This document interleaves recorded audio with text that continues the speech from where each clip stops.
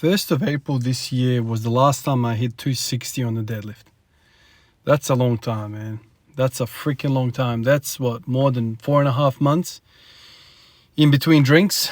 It's a very, very long time. I have spent a lot of my time thinking about what caused the drop-off, what caused the change in performance, in form.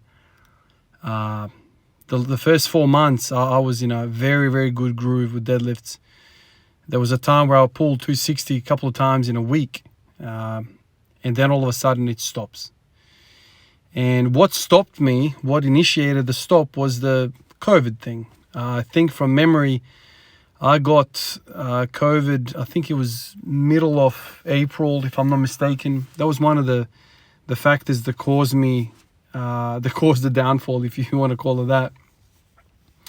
But to say that it was all COVID, it would be stupid. When I came back from COVID, I don't know what happened, man, but I stopped doing the things that made me successful. What made me successful? Had a lot of time to think about this, and I think everything was built upon the heavy RDLs and the heavy back squatting that I did. I think those two things produced the deadlifting progress that I experienced early part of this year.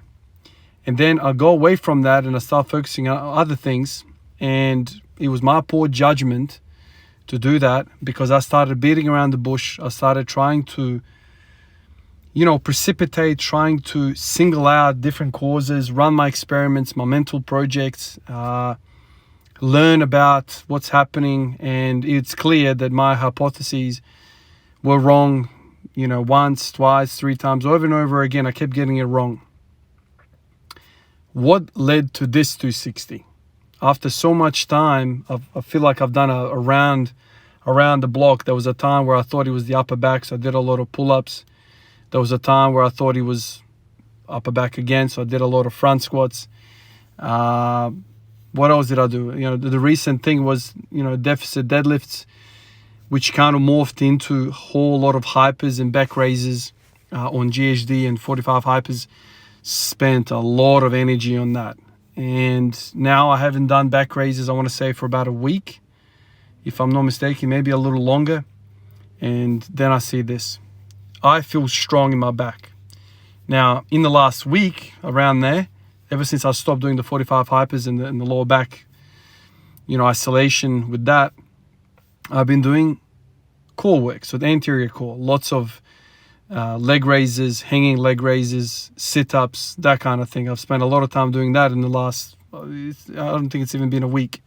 And then I do this. So automatically you could say, foolishly I feel, you could say that, it's the core work, it's the leg raises and all that's made this happen. What I think has happened is that all of the fatigue that I've accumulated from the deficit deadlifts, the hypers and the back raises has finally began to wash away. And now my body is recovered, and now I feel really strong in my back and I'm able to do this. So I think that's what's happening. And this is one of the things that I struggle a lot, with my experimentation is that, finding that causation. How do you find the cause and effect? How do you find what's really responsible for X result? How do you make that connection? And sometimes it's not very clear. I know for a fact, subjectively, I can tell you what's made me feel better. Now, what's made me feel better in the last 5-6 days is this core work. I feel more balanced. I'll tell you straight up, I feel like I'm a little less anteriorly pelvically tilted. I feel that. And that's probably not only helped my hernia prevention, as well, I've been calling it, but it's also helped my back. I feel stronger in my back. I feel like my hip flexors are happier now. I've pumped a lot of blood through them. But now, do we forget about the deficit deadlifts? The 240 deficit deadlift of 2 inches or whatever it was, 2 inches, 3 inches. Do I forget about that? That was also a very pivotal part of this, I think. And, to say that I'll never go back to the deficit deadlifts, never go back to hypers and back raises will be foolish of me, because I think those guys are responsible for what's happening here. The anterior stuff that I've done recently has helped me, but predominantly has allowed the back of me to heal. The erectors have finally started to heal, and I started to feel better, and I do this.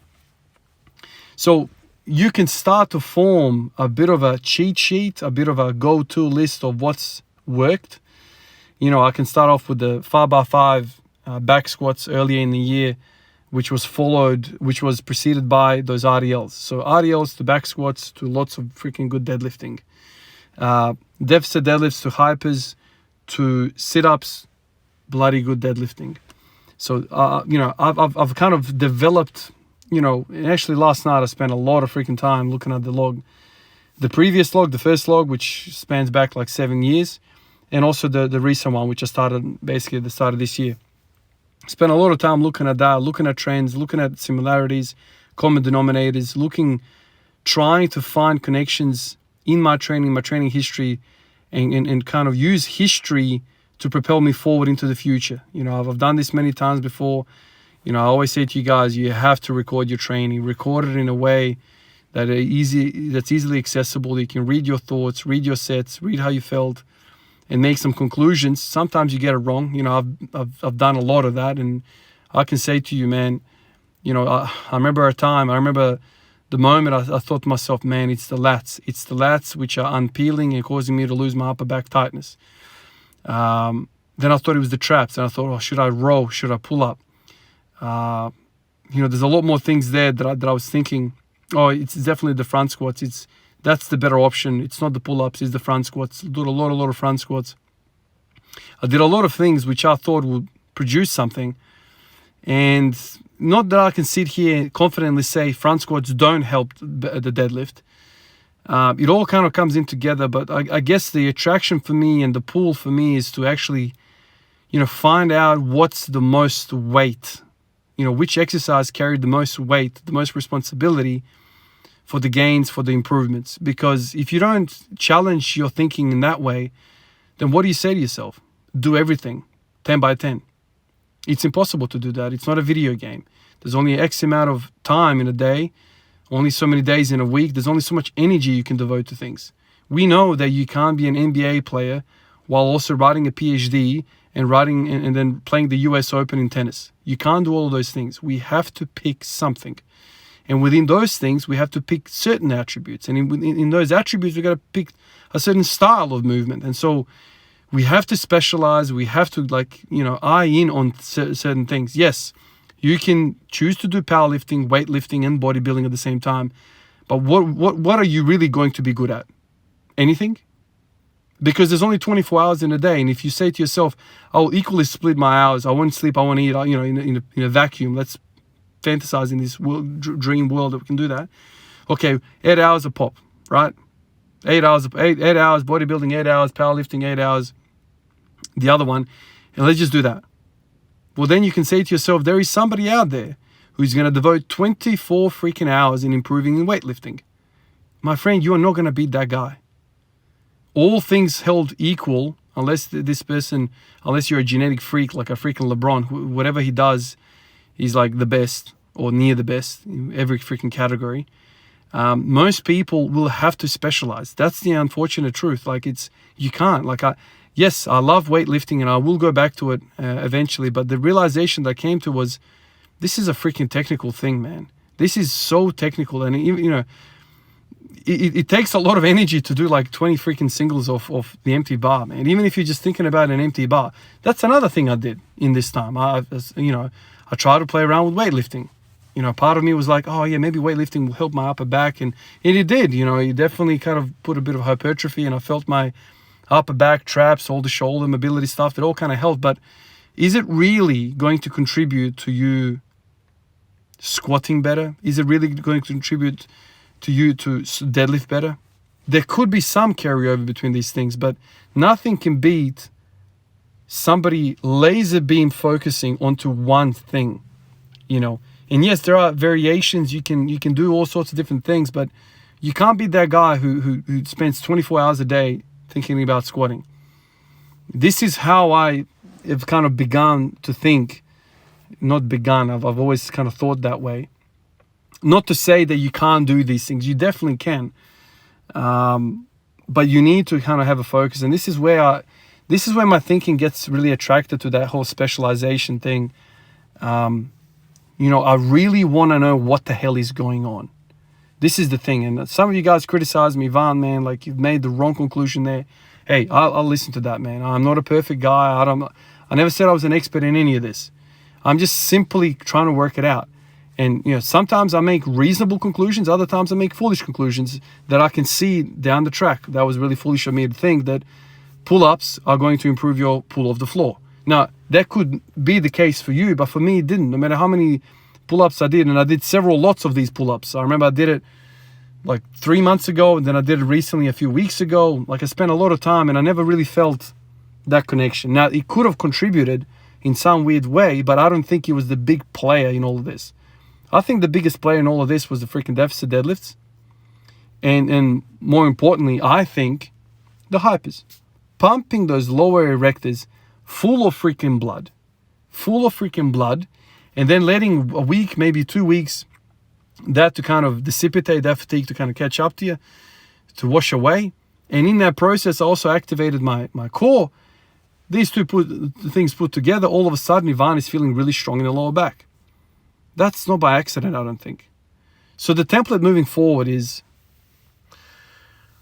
What is the template moving forward? One thing I know is that hypers made me feel really well in squats. That's one thing that is very clear to me. However, when I'm in the window of doing hypers, I'm very fatigued to do deadlifts, right? It's almost like it costs so much, especially the amount of freaking volume that I did it with. I did it a lot. And so it costs me too much. However, if you give it a week, maybe 2 weeks, something like this, and you let all of those effects kind of wash away in the fatigue and all the super compensations to kind of catch up to you, then you can display that. Or I'm thinking back in my mind now, well, why don't I do it concurrently and just smaller volumes, smaller bite-sized pieces? I could do that. I could incorporate deficit deadlifts, the hypers, and the anterior core stuff so I don't freaking blow a hernia, all in one. And this is where you start to play with the fine-tuning knob on the radio. Okay, so the station is somewhere here, but if we go left and right, maybe we can fine-tune it to get that really crystal clear, high-definition sound. That's kind of what I'm thinking. Now, in all of this, I'm also thinking to myself, what sort of frequency do I need with this? You know, when it comes to deficit deadlifts and hypers, because everything I seem to do seems to be very heavy on the posterior chain. And I still believe and I still want to have a high frequency of deadlifting. Oh man, headaches, man. And so how do I have, you know, 2 or 3 times a week deadlifting what I used to do back in the day when my deadlifting first took off? It felt really good. I was doing very frequent deadlifting. And I wasn't doing hypers and smashing myself because that stuff was costing me too much. I don't know. I need to think more about this and work out what's going on. I hope I don't make a foolish judgment again based upon these results and freaking go down the wrong road. I don't want to take the wrong left turn. I want to make the right turn. But this is how it is, man. Like, you know, as you continue through your training experience, training journey, training life, you kind of have these little mini wins, and after a little while you can string them together and have some sort of a clearer image of what is your recipe for success. And you guys listening to me might not be working for you because we all have different leverages, different pains and strains and all this sort of stuff, you know. But anyway, hopefully these thoughts, me thinking out aloud about my journey, helps you work out a little bit about yours. That's kind of the whole point of these videos. Appreciate you guys, all of you guys on Patreon, especially the guys on the screen here. Love the comments, the Instagram stuff. The Discord is freaking amazing. I love that. Keep pumping through your form videos. I love seeing you guys also move about the squat and the deadlift and all that, because that's the kind of stuff really, I feel like it makes me better, because the more I see people do the movement, the more I'm like testing myself about the knowledge of what I would do different and so on and so forth. The more you expose yourself to a sport, the better you're going to be. That's what I feel like, being a student of the game. Anyway, guys, I'll catch you guys in the next one. Peace out.